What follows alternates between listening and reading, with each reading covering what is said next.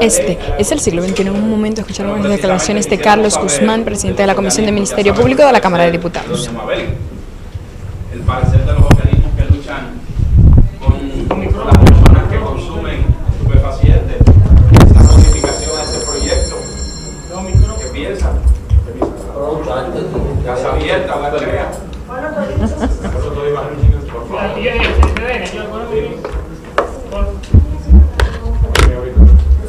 La roja.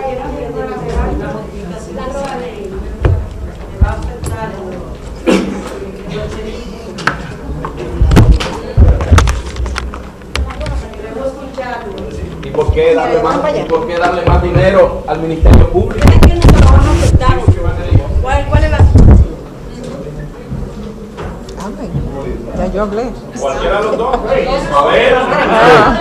Pero creí que usted había hecho... No, porque la modificación afecta a todas las instituciones. Sí, pero como usted se refirió específicamente a los organismos que trabajan con la rehabilitación de adictos y DNCD es interdicción, no me sentí aludido. Pero si usted quiere el parecer nuestro como director o presidente de la Dirección Nacional de Control de Drogas, evidentemente que la DNCD per se no puede estar cónsono con el contenido de este anteproyecto que pretende modificar la distribución de los bienes procedentes de la venta y del decomiso y venta de los bienes que le han sido incautados a los narcotraficantes. Y la razón es muy sencilla.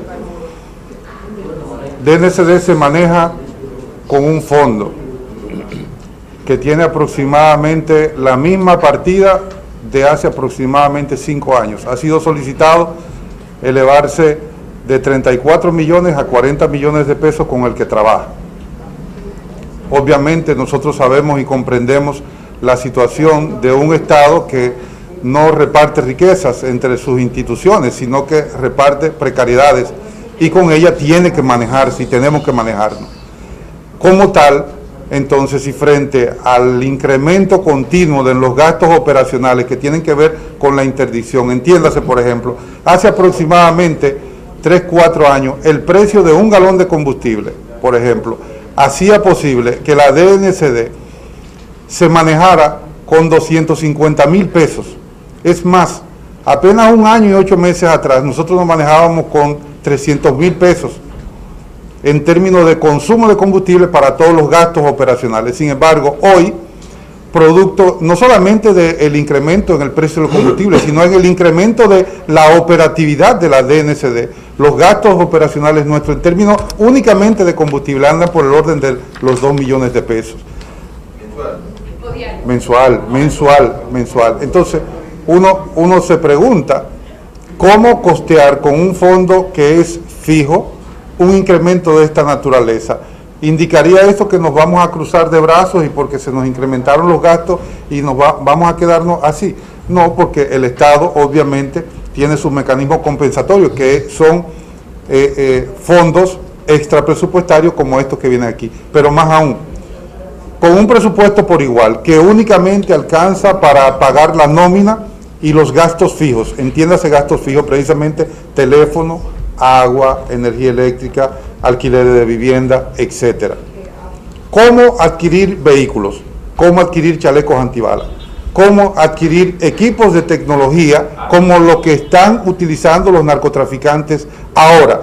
Por ejemplo, la inteligencia electrónica. Todo el mundo sabe que tanto la inteligencia electrónica como el trabajo con las computadoras, con los sistemas informáticos modernos, tanto el hardware como el software, implica inversiones cuantiosas. ¿De dónde van a salir ese dinero? Si no es precisamente de los que periódicamente, y no con esa sistematicidad, sino, por ejemplo, para el año pasado nosotros solamente recibimos una sola partida proveniente de este concepto de bienes incautados. ¿De dónde van a salir esos recursos si no es de estos fondos extra presupuestarios que sirven no para resolver, para solventar las necesidades, sino para paliar un poco esas necesidades que están ahí?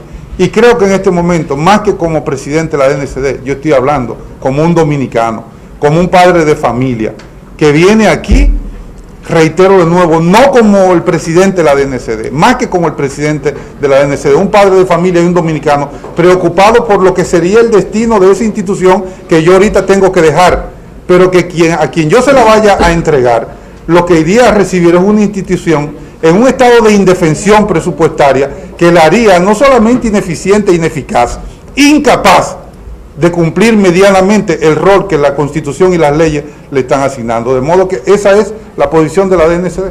Debido a estas inversiones cuantiosas, Pónganse de acuerdo. Debido a estas inversiones cuantiosas es porque no han pagado el mes de abril a su personal. Bueno, sencillamente, ciertamente nosotros no podemos ocultar. A esta altura de juego, hoy la DNCD no ha pagado su nómina. ¿Por qué razón?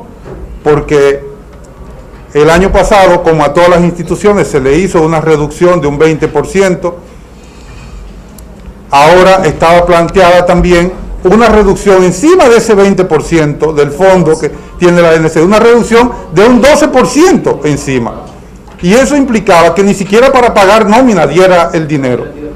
Entonces, obviamente, un 32%, una reducción de esta naturaleza. Entonces, obviamente, con un panorama de esa naturaleza, nosotros hicimos el reclamo, llevamos el problema a la instancia superior nuestra, y esa instancia dispuso que esa reducción, que era común para todas las instituciones del Estado, en lo que tiene que ver con la DNCD, no se aplicara. La del 12%, sí se quedó la del 20%, pero no se aplicara, y entonces eso ocasionó ese retraso, porque ya estaba hecho. Ya la DNCD de 34 millones le había llegado un presupuesto para pago de este mes del fondo de 27 millones de pesos, cuando los gastos fijos andan por el orden de los 34 millones de pesos. O sea que empiezan a pagar? Mañana ya están ahí, mañana nosotros empezamos a pagar. Perdóname, manito. Pero acúseme. Pero perdóname. Vamos a en ese orden. Tú, usted y usted. ¿Otro más? ¿Quién más? Ustedes tres. Usted tiene dos preguntas. Una para el general y otra para la ciudad. General, bonito lo que hizo la tierra. Usted no ha descrito aquí un panorama que tratándose de la DNCD no es una situación cualquiera. Se está bregando con droga, con dinero, con plomo, corrupción. No estoy diciendo que sea corrupto. Con esa situación no es un caldo de cultivo para que los hombres y mujeres que están allí jugándose el pellejo en un momento dado, porque son seres humanos, puedan tambalearse frente al poder corruptor del narcotráfico. Pero esa es la razón fundamental por la que nosotros ya expresamos de manera escrita nuestra oposición a este anteproyecto de ley. Ciertamente, tal y como usted dice, el panorama podría agravarse si este anteproyecto de ley pasa en estos términos, porque podría pasar bajo otros términos, a nuestro humilde entender. Obviamente, el Poder Legislativo tendrá la última palabra, pero nosotros no podemos dejar de plantearle la situación, ya no solamente a este organismo, a quien nosotros, aunque dependemos del Poder Ejecutivo, obviamente es un organismo adscrito a la Presidencia de la República, como un poder del Estado debe tener la información adecuada para la toma oportuna y adecuada también, valga la redundancia, de las decisiones en torno a este proyecto de ley de esta naturaleza. De pasar esto, realmente habría que incrementar, por lo menos duplicar el fondo que tiene la Dirección Nacional de Control de Drogas, para solventar el vacío que dejarían los fondos que provienen de esta vía, de pasar. Cosa que obviamente en las condiciones económicas en que se encuentra el país, y no solamente el país, en que se encuentra el mundo, actualmente nosotros lo vemos un tanto difícil. Pero sí, una observación con relación a este anteproyecto de ley. Como decía la presidenta del Consejo Nacional de Drogas, la doctora Mabel Félix, y mi profesora,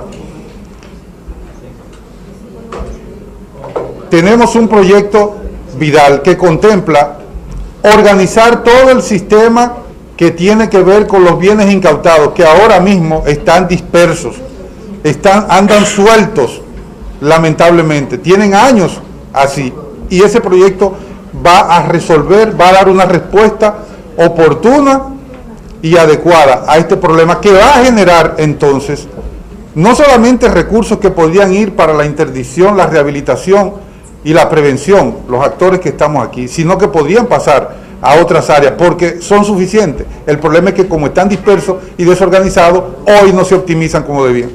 Bueno, los bienes de Quirino, ¿cómo es el proceso de venta? Sí, ¿Por qué estamos hablando? el proceso, perdón, sí. No se preocupe, se escucha. Recoge ahí, no se preocupe. El proceso de los bienes incautados de Quirino, pues ustedes vieron ayer que convocamos a los medios de comunicación para dar a conocer ya los términos de referencia para la subasta, que sería ya el 24 del mes de mayo. Son 9 inmuebles que ya salieron hoy publicados en los medios de comunicación y cuyos términos de referencia se encuentran en la página web de la Dirección Nacional de Control de Drogas, del Consejo Nacional de Drogas y de Bienes Nacionales. Solamente son 9 inmuebles. ¿Por qué? Porque justamente esos 9 inmuebles son los que han tenido títulos de propiedad a favor del Estado Dominicano. Y como los inmuebles a favor del Estado Dominicano deben ser vendidos por bienes nacionales, pues es la institución ahora mismo que tiene la recepción de todas aquellas personas que quieran participar en la subasta. Los demás bienes están en proceso de evaluación por el catastro para hacer el evalúo, y próximamente saldrá el decreto y procederemos también a la segunda venta en pública subasta, que será anunciada próximamente. Entonces, pero Mateo, una pregunta. Los bienes inmuebles no están deteriorados, porque hay algunos que están en custodia, otros están alquilados, y con relación a los vehículos, si se refieren a los vehículos, el Comité Nacional contra el Lavado de Activos no ha recibido ningún bien mueble, o sea, llámese vehículo, de parte de la Procuraduría. Solamente tenemos bienes inmuebles, y esos bienes inmuebles están ahí. Pero tengo una preocupación. Esperanza, perdona mi amor. No, a no ser, Esperanza, que ellos deleguen en ti, hay un orden. Pero Mateo, es un momento. Pero perdóname, a no ser que ellos deleguen en ti, creo que debemos seguir el orden. Permítale, Esperanza. Entonces, ¿ustedes delegan en ella? Perfecto. Gracias, mis colegas queridos. Una preocupación de parte mía, ¿verdad? Como al jefe de la DNCD. Ante este panorama de déficit económico que tiene la DNCD, entonces no hay ninguna lucha contra el narcotráfico, y esto da hincapié a que sus propios miembros puedan ser vulnerables y aceptar cualquier dinero de cualquier sector, sobre todo si a esta fecha no le han pagado. Mire, yo no le voy a hablar con palabras, yo le voy a referir a los números que están ahí, a las estadísticas, en términos de incautación, en términos de descubrimiento, desmantelación de redes, de estructuras del narcotráfico, en términos de determinación de mulas. En este primer cuatrimestre, nada más, para que usted tenga una idea, para citarle un solo indicador, en términos de evaluación, un indicador que es lo que se utiliza, ¿no? Mulas, por ejemplo. En este primer cuatrimestre ya nosotros llevamos detectado la mitad de la cantidad de mulas que se detectaron en el 2010 y el doble de la que se detectaron en el 2009. Más aún, le pongo otro indicador. A todo lo largo y ancho del año 2009, por ejemplo, los agentes de la DNCD reportaron a nivel nacional 3 intentos de soborno en el 2010. Perdón, el 2009. En el 2010 fueron 5. ¿Y usted sabe cuánto llevamos ahora en este primer cuatrimestre? 23 intentos de soborno. O sea, que los agentes, cuando apresan a alguien, que ese alguien intenta sobornar para comprar la voluntad y la actuación del miembro de la DNCD, el agente lo reporta tanto a su superior como al Ministerio Público, le toman el dinero, apresan a esa persona y lo someten no solamente con la droga, sino también con el intento de soborno encima. ¿De qué estamos hablando entonces? Estamos hablando de que, en parte, el problema del narcotráfico no es económico. El problema del narcotráfico es de ejemplo de valores. Ejemplos y valores. Y obviamente programas adecuados de compensaciones de compensaciones e incentivos que están ahí. Existe un programa de compensación e incentivo desde el año pasado, mediante el cual la DNCD le entrega la misma cantidad de recursos con la que ha sido intentado sobornar el miembro de la institución, que es lo que está dando esta respuesta. Carlos, ayúdame. Bueno, ustedes delegaron, a ustedes delegaron. Si en vez de reducir ahora vamos a aumentar, ¿cuánto necesitaría la Dirección Nacional de Control de Drogas? O sea, el doble de los recursos. Mire, la Dirección Nacional de Control de Drogas recibe el 50% del valor de los bienes incautados. Diariamente, no es 50%. No. Mire, le voy a poner... la distribución que le voy a poner un simple ejemplo. Sí, le voy a poner un simple ejemplo. En el caso, por ejemplo, vamos a poner la cosa clara, porque su predecesor en el uso de la palabra le preguntó a la doctora Mabel Félix sobre los bienes de Quirino. Que resulta que ahora cuando se distribuyen esos bienes, daría la sensación de que el Consejo de Drogas y la Dirección Nacional de Control de Drogas son los que han recibido los recursos provenientes de los bienes Quirinos, pero eso no es así. No solamente. La Procuraduría tiene la mayor cantidad, ha usado la mayor cantidad de esos bienes. A nosotros nos viene lo que la Procuraduría nos está enviando para acá. Pero la ley establece... Nosotros 300, nos mandaron 300 millones, pero no. La ley lo establece. Bueno. 300 millones en bienes inmuebles, sí. Quisiera, sobre eso mismo, o sea, hay una gran cantidad de bienes incautados al narcotráfico y a lavadores de dinero. ¿Es la justicia lenta en emitir una sentencia definitiva para que esto sea revisado y el Estado Dominicano y usted pueda ser beneficiado? No, mire, es que esos casos que usted señala ahí son mediante acuerdos que ha hecho la Procuraduría General de la República con instituciones y gobiernos de otras naciones para fines de hacer esas incautaciones. No son productos per se de sentencias. Acaban de escuchar las declaraciones de Mabel Félix y del director de la Dirección Nacional de Control de Drogas, Orlando Rosado Mateo, quienes se oponen completamente al proyecto de modificación de la ley de lavado de activos, que le reduce a ambas instituciones la cantidad de recursos que le llegan por esta vía. Para el siglo XXI, Julia Ramírez.